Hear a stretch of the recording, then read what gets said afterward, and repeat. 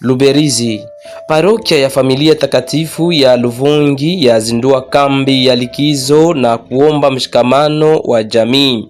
Parokia ya Familia Takatifu ya Luvungi iliyopo katika diakonia ya Luberizi inaandaa kambi ya likizo au colonie de vacances itakayofanyika kuanzia tarehe 27 Julai hadi tarehe 9 Agosti mwaka huu katika shule ya msingi Epe Vijana. Shughuli hii imekusudiwa kwa watoto na vijana ili wapatia nafasi ya kujifunza malezi ya Kikristo, burudani na maendeleo ya wakati wa likizo ya shule. Katika programu kutakuwa sala, nyimbo, michezo ya kielimu, shughuli za michezo, mafunzo kuhusu maadili ya binadamu na Kikristo pamoja na vipindi vya ushirikiano na undugu. Uratibu wa shughuli hii unasimamiwa na seminarista mkuu Fataki Paulin Emmanuel. Kufanya jambo ya colonie de vacances ni namna ya pekee ya kuwapea watoto wetu muda huu wa mapumziko, pahali pa kuacha watoto waendelee kuzurura mtaani. Parokia iliwaza kuandaa colonie de vacances hiyo kwa ajili ya kusaidia watoto wetu ili kesho yake watakaporudi shuleni wajikute walikuwa wamoja wanaanza tena kuzoea kukaa kwenye kiti ya masomo pamoja na wengine na kuzoea michezo mbalimbali.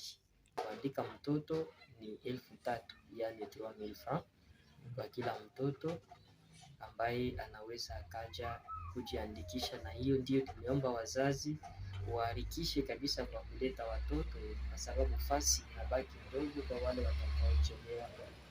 Ndio tunasaidia watoto kujifunza kuelewa kiakili na kielimu Kikristo, tukiwafunza mambo mengi ya kiroho na kuwaelimisha ili watoto wetu wa mjini wa Luberizi waendelee kujua na kutambua kama avenir ya kesho ni kwao wao watoto.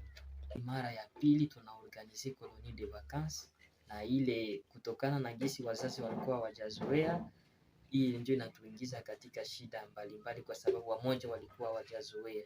Na kutokana na hali hii ya kuorganize mara ya pili, tunajua na kutambua kama waliona mema ambao watoto walitoka nayo kwa colonie de vacances mwaka uliopita watayaona tena na wataharikisha kwa kuleta watoto wao ili waandikwe na wapate mafunzo muda wa colonie de vacances. Ujumbe ambao naweza nikawatolea wale ambao wako mbali na ambao uko karibu ni ujumbe wa kuwaambia kama tujue na kutambua ya kuwa watoto wetu ndio utajiri ambao tunabaki nao hapa kwetu Luberizi.